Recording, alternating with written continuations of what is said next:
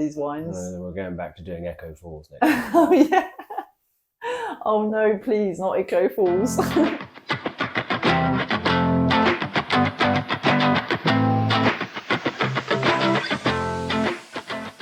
Hi, I'm Victoria. Welcome to my channel called Come Back with Wine, where I review affordable wines in a light-hearted way. During this episode, I'll review Douro wines from Portugal. Now, for centuries, Douro has been best known for its production of port.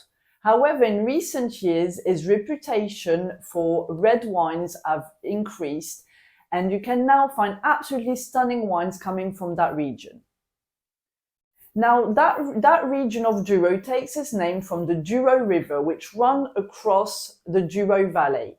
And around that valley, you can find steep slopes of vineyards all around. And the scenery is so beautiful that it actually has a UNESCO classification of World Heritage, because that site is absolutely beautiful. Now, to make Douro wines and port, up to 80 different grape varietals can be used. However, the principal ones, the best well-known ones, are called Touriga Nacional, Touriga Franca, and Tinto Roriz, also known as Tempranillo. The Douro Valley is divided in 3 different sub-regions, as you can see on the map. And the variety of the wine styles can be very different. You can find some kind of very fruity, light reds, but you can also find some very strong, rich and bold reds as well. Today, I'm going to review 3 different Douro wines, one that I bought in Aldi, one that I bought in Lidl, and one in Tesco.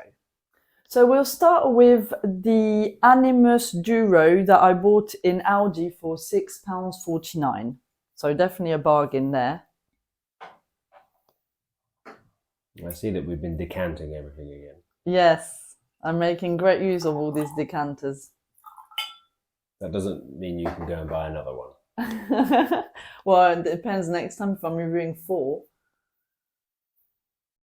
So that wine actually, if you look at it compared to the others as well, in the decanter, it's fairly light in colour. Getting quite a lot of fruit. I would say more like red fruit on the nose. Probably like strawberry jam. I'm getting jammy notes and red cherries.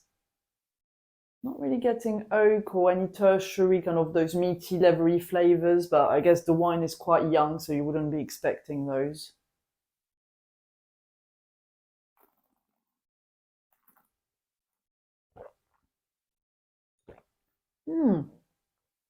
Quite pleasant. The acidity, I would say probably low to medium acidity. Tannins, I'll probably say medium.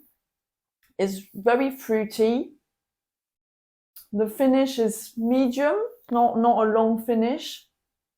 Yeah, very nice. So I'm getting, again, those red cherry, kind of jammy flavors of red fruit. That's about it, but I have to say, very pleasant for £6.49. That's not bad at all. So the next one we're going to try is Azinaga de Douro. Apologies for my my pronunciation of Portuguese. Portuguese viewers, get in touch. Yes, sorry. Douro, which I bought in Lidl for £6.99. So again, very kind of cheap entry-level wine in price anyway. This one seems darker than this one in colour.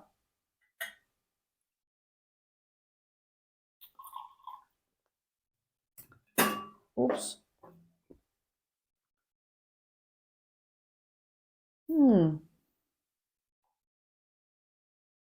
This one I'm getting more spicy notes already, kind of black pepper and slightly maybe darker fruits actually. More like blackberry.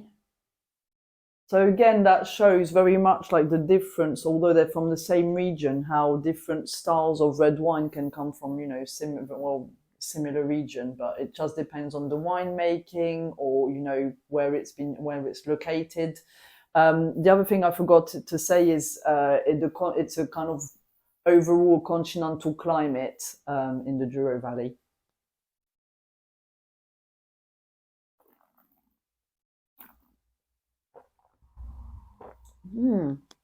Oh, so that one is, the tannins are higher. So I'd say medium to high tannins, especially after trying it after that one. Acidity still, yeah, I would say low to medium acidity. Probably a slightly longer finish. I can still taste it now. And I'm definitely getting that pepperiness. So I would say kind of black pepper even. Yeah, more kind of blackberry and also a bit of jamminess, but very nice. I would say that's, yeah, really lovely red, and especially for the price, that's pretty amazing. So the last one we're going to try is the Tesco Finest Douro.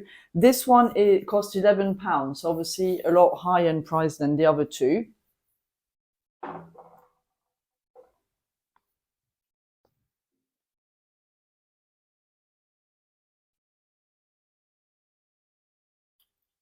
Again, slightly darker in color than the first one, and actually probably slightly darker than the second one too. That's really kind of dark red, is it? So I'm getting less fruitiness, I'm getting more pepperiness.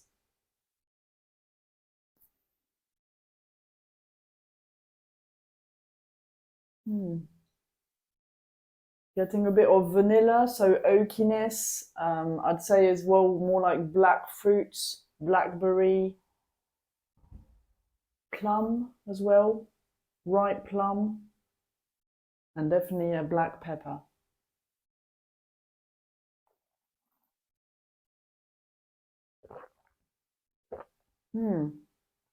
So that's kind of, I would say, richer, definitely richer in taste and body. It's really kind of coating, and the tannins are, I would say, high, probably high tannins. Acidity, medium. It's got quite a longer finish. I'd say finish long, definitely longer than the other two.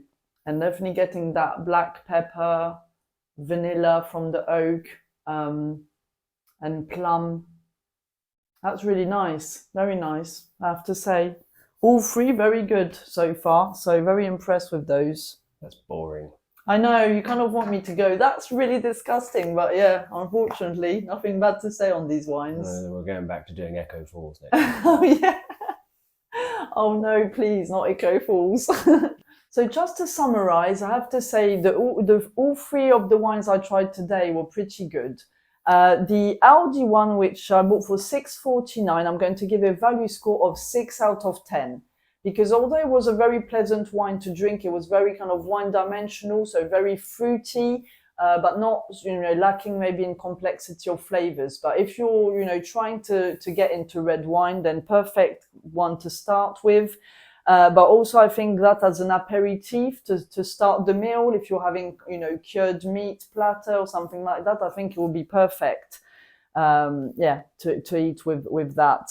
Second one, which is the Lidl one, which I bought for £6.99. This one had a bit more complexity of flavors. It had the fruitiness, but kind of other, pepperiness, and the flavors a bit more interesting. I'm going to give this one a 7 out of 10. This one I think will be great, with, steak or lamb, any of those kind of red meats. And the third one, which is the Tesco Finest, £11, I'm going to give that one an 8 out of 10 because I thought that was the best one. You could really kind of have that, it really had that richness, that body, the complexity of flavors as well. And I'm definitely going to buy that wine again. And this one, again, steak, lamb, stews, cheese board. I think it can go with any of that kind of fattiness. It would cut through that kind of fattiness really well. Yes, what I would like to say is a special thank you actually to my dad, who's a fan of the podcast and who has helped me select those wines. So if there's any, wines that you'd like me to review next, please drop me a comment and I will review it next. Thank you very much for watching my channel today. Please share the video with your friends and family, press like and subscribe to my channel as I'll be posting more videos where I review wine. Merci beaucoup, à bientôt!